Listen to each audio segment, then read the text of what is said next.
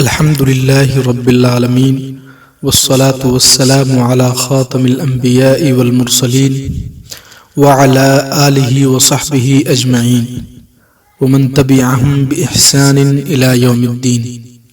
أما بعد فأعوذ بالله من الشيطان الرجيم. بسم الله الرحمن الرحيم.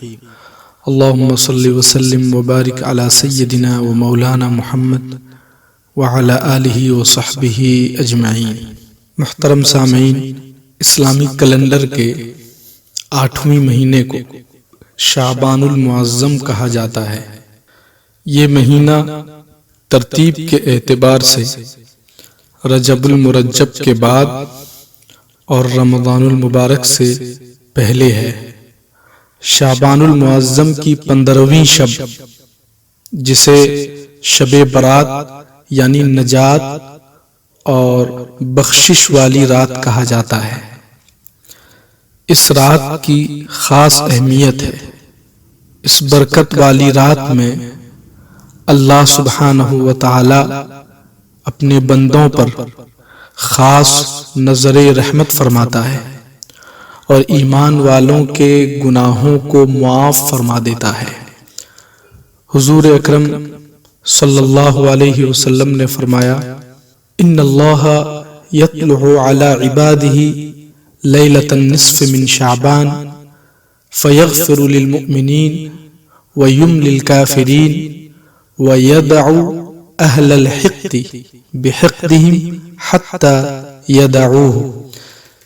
یعنی بے شک اللہ تعالی شعبان کے 15ویں رات، جسے ہم شب برات کہتے ہیں، اپنے بندوں پر خاص تجلی فرماتا ہے، یعنی اپنی شان، اپنی بڑائی ظاہر فرماتا ہے. مومنوں کو بخش دیتا ہے. بخشش یعنی فورگیونیس، معاف فرما دیتا ہے ان کی خطاؤں کو، ان کے گناہوں کو، اور کافروں کو ڈھیل دیتا ہے. اور آپس میں کینہ یعنی حسد، بغض، جلیسی اور عداوت یعنی دشمنی رکھنے والوں کو چھوڑے رہتا ہے، انہیں معاف نہیں فرماتا ہے جب تک کہ وہ اپنے دل سے عداوت، اینیموسٹی، دشمنی نکال نہ دیں. محترم سامعین، حضرت سیدہ عائشہ صدیقہ رضی اللہ تعالی عنہا فرماتی ہیں کہ میں نے ایک رات رسول کریم صلی اللہ تعالی علیہ وآلہ وسلم کو اپنے گھر میں نہ پایا، تو میں آپ صلی اللہ علیہ وسلم کی تلاش میں نکلی. کیا دیکھتی ہوں کہ آپ مدینہ منورہ کے قبرستان بقیع میں ہیں.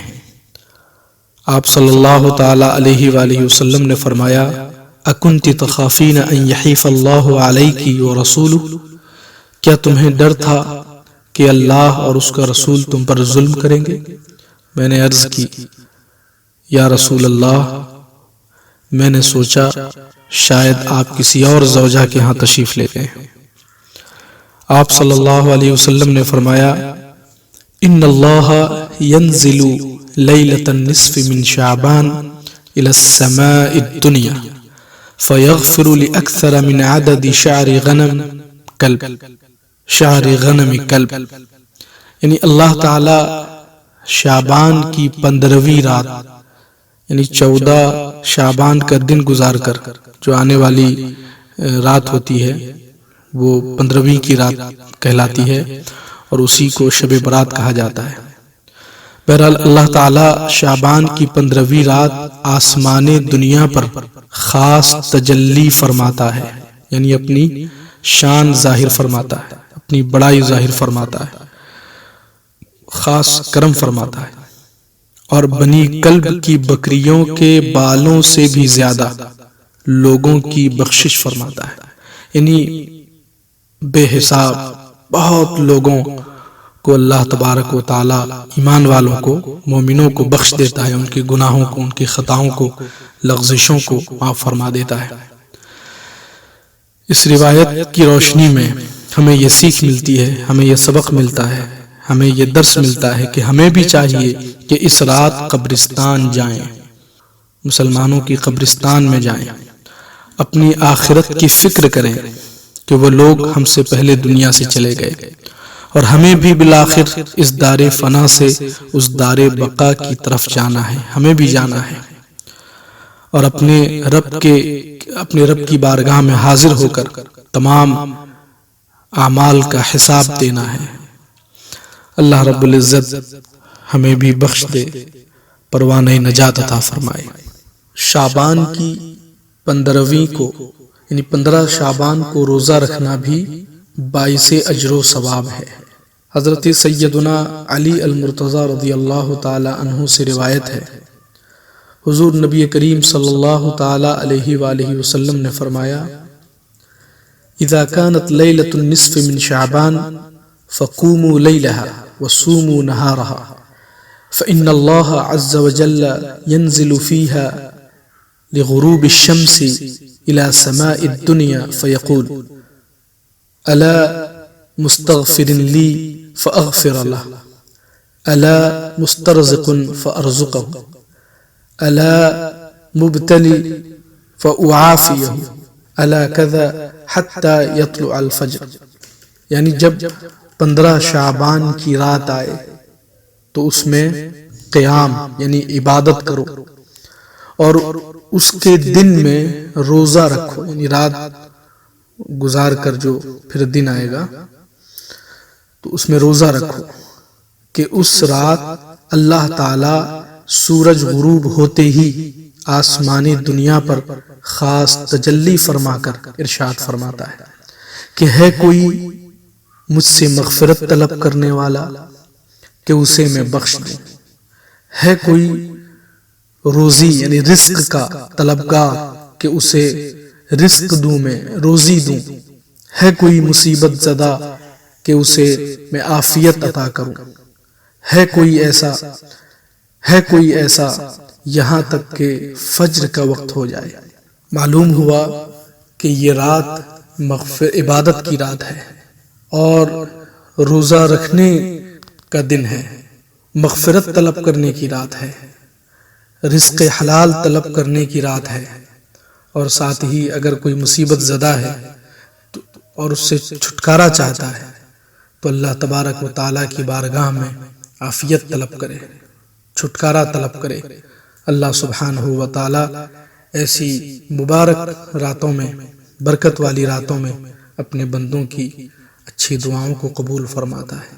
مگر بہت افسوس ہوتا ہے کہ لوگ بجائے عبادت کرنے کے، بجائے مغفرت طلب کرنے کے، بجائے توبہ و استغفار کرنے کے، کچھ لوگ ہیں جو آتش بازی یعنی کہ بارود پھٹانے میں، جلانے میں اور پٹاخے پھٹانے میں لگے رہتے ہیں۔ یقیناً یہ غیر شرعی کام ہے، ناجائز گناہ کا کام ہے۔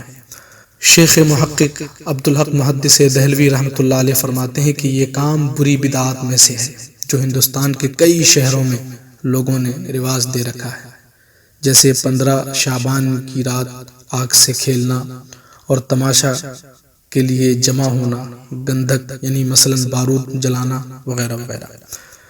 اللہ رب العزت ہم سبوں کو اس رات کی اہمیت کو جاننے اور اللہ رب العزت کی بارگاہ میں اس طرح سے حاضر ہونے کی توفیق عطا فرمائے کہ جس طرح سے حاضر ہونے کا حکم ہے۔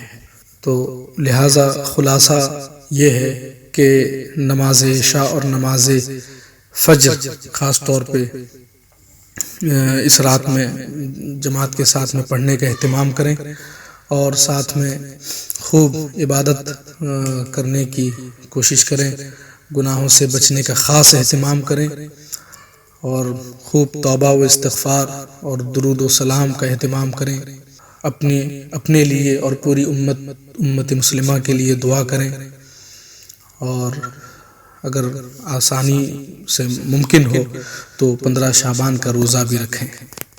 یا اللہ ہمیں 15 شعبان المعظم میں زیادہ سے زیادہ نیکیاں کرنے کی توفیق عطا فرما، باہمی اتحاد و اتفاق اور محبت و الفت کو اور زیادہ فرما، ہمیشہ مخلوق کی محتاجی سے محفوظ فرما، اپنی محبت و اطاعت کے ساتھ اپنی سچی بندگی کی توفیق عطا فرما۔ وآخر دعوانا ان الحمد للہ رب العالمین۔